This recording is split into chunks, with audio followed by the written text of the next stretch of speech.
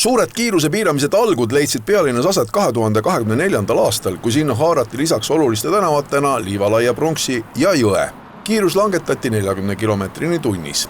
Kesklinna osas oli see otsus kiirus langetada juba 30 kilomeetrini tehtud varem. Seda kui nii eilseni, kui autojuhtide rõõmuks anti teada kiiruse tõstmisest Kaarli puiestel 40 kilomeetrini. Linnavalitsus eilses teates lubati, et alates täna hommikust, 6. juuni hommikust on siis need märgid siin minu selja taga muutunud ja siin on 40 peal, mitte 30. Aga tuleb välja, juba on pärastlõuna, mitte midagi pole muutunud. Endiselt 30 kilomeetrit tunnis. Kuhu jäi siis lubadus selleks, et siin ikkagi piirkiirust tõsta? Siis, kui Isamaa tuli võimul, oli meie üks peamine sõnum, et autojuhtide kiusamine peab lõppema.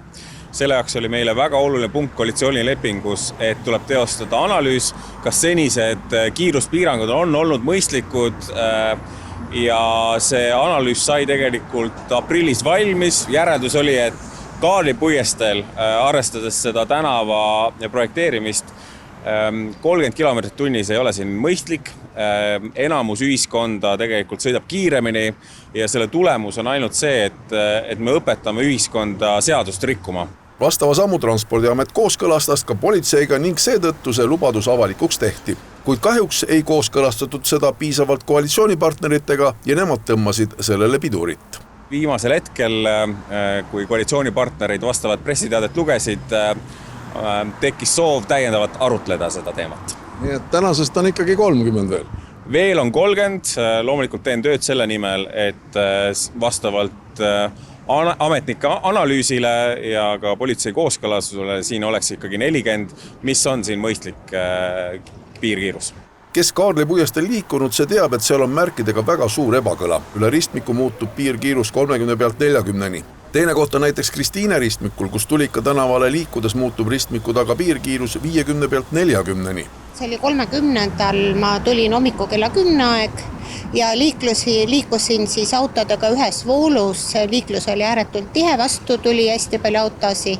Tee on suht kitsas, kõrval olid mul suured autod ja mina sõitsin teises reas ja muidugi ma ei märganud seda 40 märki ja ma ei teadnud selle olemasolust.